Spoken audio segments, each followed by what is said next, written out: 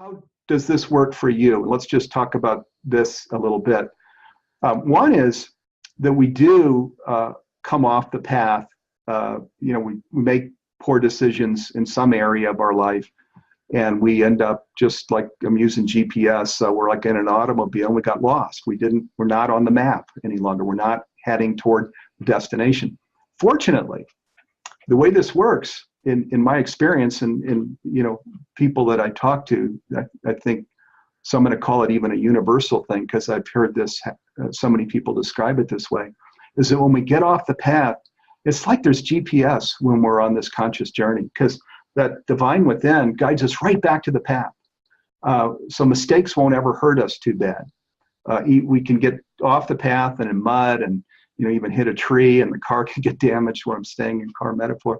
But we will be guided right back onto the path from any place. There's no mistake that's too big.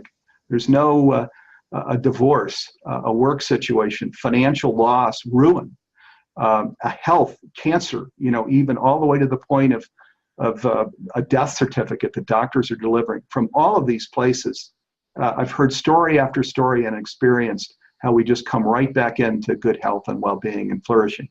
So I just want to share that because I think we all experience this process of coming off the path.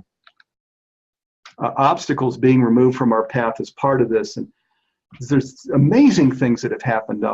I'm sure they're happening in your life. Let me give you an example here on Humanities Team where I said we've overcome the impossible. Years ago, there was a man, a gentle man, who was the leader of our IT group. And he was young, and he unexpectedly transitioned, what people would say died.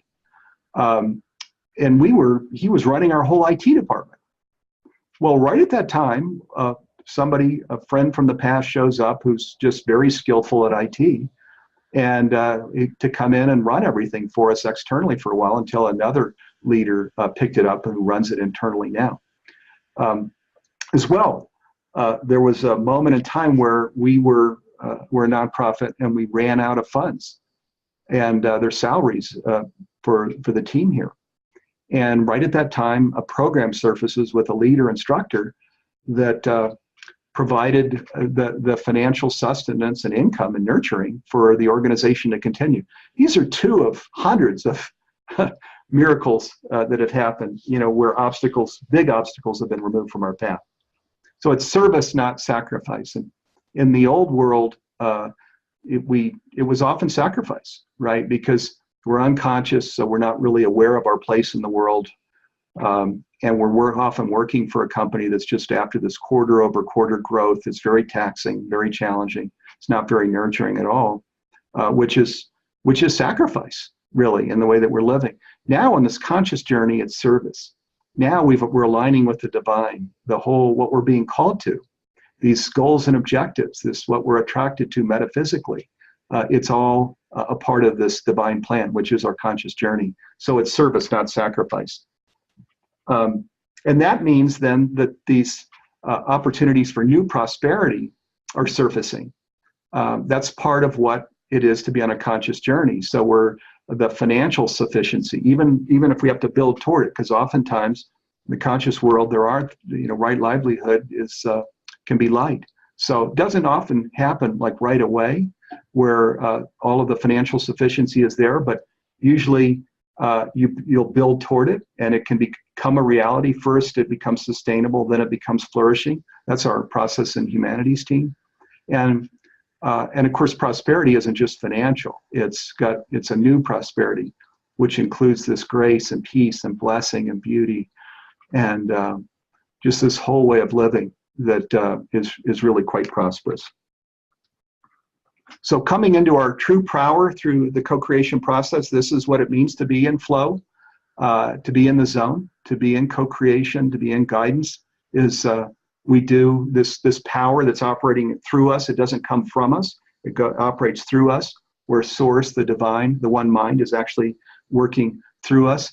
And all of the things I'm talking about, miracles, obstacles being removed from our path, grace and peace and blessing, which are part of that true power. All of these things are going on. And a boomerang effect. where we're like a boomerang, you throw it out into the world, which is throwing out your service, your higher purpose work, but it's coming back to you with these rewards, again, that have many dimensions: financial rewards, peace and blessing rewards, new relationship rewards, new professional work rewards, a new house, a new office reward, all kinds of rewards that are part of being on this conscious journey. And the blessings that are not just embracing you, but your coworkers, your family, your wife, your kids, the blessings that are embracing really your world. So in my home, just seeing my wife that is growing more fully into herself and her vision for what she wants in her life every day, and my kids, where my daughter gets to sing in front of really large audiences, and she's only 14, and my son loves basketball, and he gets to be on the varsity basketball team as a starter, which is so important for him. So these are a couple of things. Even the dog, in our home, that's such a loving presence. So, blessings that embrace us during the journey, and miracles that are an ordinary part of our day.